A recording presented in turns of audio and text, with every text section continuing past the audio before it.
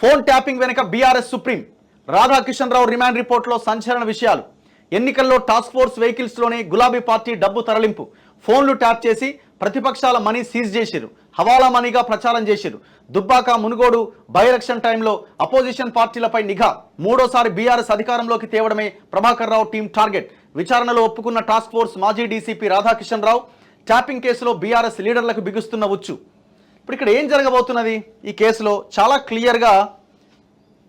క్లియర్గా రాధాకిషన్ రావు ఒప్పుకున్నాడు. ఏంటి అంటే మొత్తం బీఆర్ఎస్ అధినేత కేసీఆర్ ఆదేశాల మేరకే మేము పనిచేసినామని చెప్తా ఉన్నాడు. ఇప్పుడు ఫస్ట్ ప్రణీత్ రావు అనేటోని అరెస్ట్ చేశారు. ప్రణీత్ రావు అనేటోని అరెస్ట్ చేస్తే ప్రణీత్ రావు ఏం చెప్పిండు? నాకేం సంబంధం, నా కింద ఒక 30 మంది ఎంప్లాయీస్ని ఇచ్చినారు, 30 మంది ఎంప్లాయీస్ని ఇచ్చినారు, అంతా విలమూలమే మేమంతా. ఈ 30 మంది ఎమ్మెల్యే దానికి మేము పనిచేయడానికి మాకు ప్రభాకర్ రావు ఆదేశాలు ఇచ్చిండు. ఇప్పుడు యుఎస్లో ఉన్నాడు, క్యాన్సర్ ట్రీట్మెంట్ తీసుకుంటున్నాడట. ఈ ప్రభాకర్ రావు అనేట నాకు ఆదేశాలు ఇచ్చిండు, నేను దాన్ని ఫాలో అయినా, నేనేం చేయాలా అని అన్నాడు. కట్ చేస్తే ప్రణీత్ రావు చెప్పిన మరో పేరు ఏంటంటే రాధాకిషన్ రావు. ఈ రాధాకిషన్ రావు ఈ ఇద్దరు కూడా ముసలోళ్ళే, దాదాపు 70-75 ఏళ్ళు ఉంటాయి ఇద్దరికి, ఆ పైనే ఉంటాయి. వీడు క్యాన్సరు, ఈయనకేమో ఓఎస్డీగా టాస్క్ ఫోర్స్ ఓఎస్డీగా బాధ్యతలు అప్పగించినది. ఇది కూడా రిటైర్డ్ కేసే. ఈయనను కూడా రాధాకిషన్ రావుని కేసీఆర్ పెట్టుకుంటూ అదే రిమాండ్ రిపోర్ట్లో కేసీఆర్ తన యొక్క అవసరం కోసము తన కులపోడిని కాబట్టి నన్ను నియమించుకున్నారు అని రాధాకిషన్ రావు చెప్పిండు. మళ్ళీ ఒక 3 సంవత్సరాల ఎక్స్టెన్షను, మళ్ళీ ఇంకొక 3 సంవత్సరాలు మళ్ళీ ఎక్స్టెన్షన్ ఇచ్చినారు. 2017 నుంచి 20 దాకా, 20 నుంచి మళ్ళీ 23 దాకా. ఇప్పుడు ఈ ప్రభాకర్ రావు ప్రణీత్ రావుకి చెప్తాడు, పలానా నెంబర్ ట్యాప్ చేయి, ఆ బీఆర్ఎస్ల ఎమ్మెల్యేలు అటు ఇటు పోతున్నారట, ఎవడోడున్నాడు వాళ్ళ నెంబర్ ట్యాప్ చేయండి, నెంబర్ లేయగానే వీడు ట్యాప్ చేశాడు ఆ 30 మందితో కలిసి. ఈ సమాచారాన్ని అంతా ప్రభాకర్ రావుకి ఇస్తాడు. ప్రభాకర్ రావు ఏం చేస్తాడు? రాధాకిషన్ రావుకి చెప్తాడు, వీడు అటు ఇటు పోతున్నట, జర 30 లక్షలు తీసుకుపోతున్నట్టు, 40 లక్షలు తీసుకుపోతున్నట, జర గదేందో చూడంగానే ఈయన కింద కొంతమంది ఉన్నారు. ఇక ఈ భుజంగరావు అంటోడు, గట్టుమల్లు, ఇట్టుమల్లు, ఈ దొంగలు అంటున్నారు కదా, వీళ్ళని పురమాయించి ఆ డబ్బులను పట్టుకుంటాడు. మునుగోడు బై ఎలక్షన్లో, దుబ్బాక బై ఎలక్షన్లో ఈ రాధాకిషన్ రావు చేసింది ఇదేం చేస్తాడంటే ఈయన ఎగ్జిక్యూట్ చేస్తాడు. ఎవరు? రాధాకిషన్ రావు. ప్రభాకర్ రావు చెప్పింది ఎగ్జిక్యూట్ చేస్తాడు. ఈ పైన ఎవరు ఉంటారు? కేసీఆర్ ఉంటాడు. ఈ కేసీఆర్ అనేట ఆయన ఇక్కడ మంచిగా ఫామ్ హౌస్లో ఎదురుగా గ్లాస్ పెట్టుకొని మంచిగా అన్ని రకాల పదార్థాలు పెట్టుకొని ఇక్కడ కూర్చొని మానిటర్ చేస్తుంటాడు. ఎల్ఈడీలో ఎల్సీడీలు పెట్టుకొని పెద్ద ఎత్తున మానిటర్ చేస్తూ ఉంటాడు.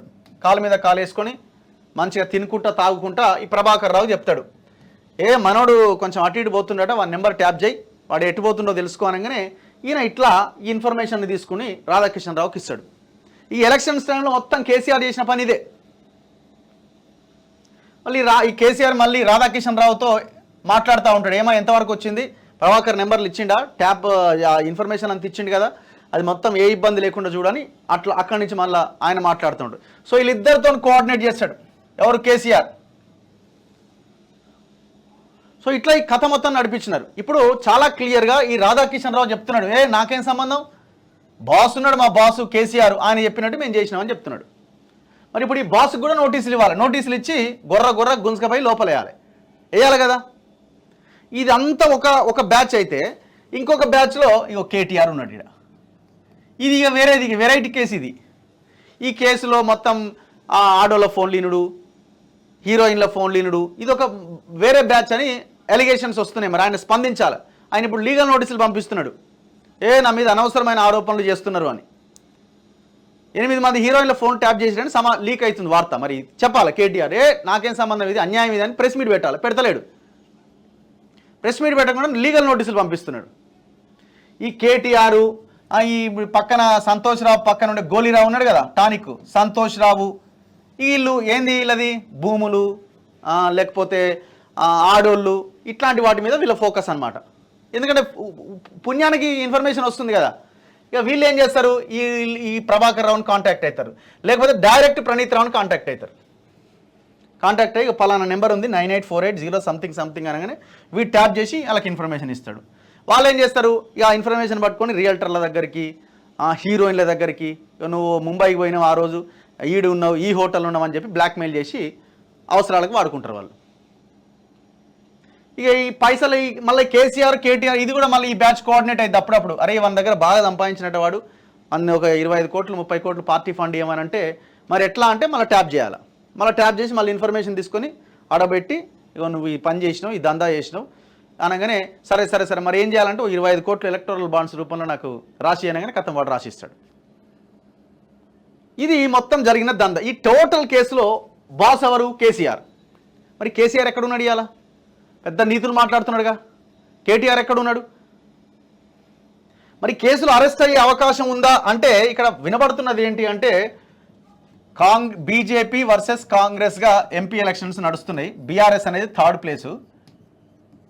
ఇప్పుడు ఇందులో బీజేపీ మీరు ఏమనుకున్నా, ఏ పార్టీ వాడు ఏమనుకున్నా మనకు సంబంధం లేదు, కానీ ఇప్పుడు ఈడీ, సిబిఐ,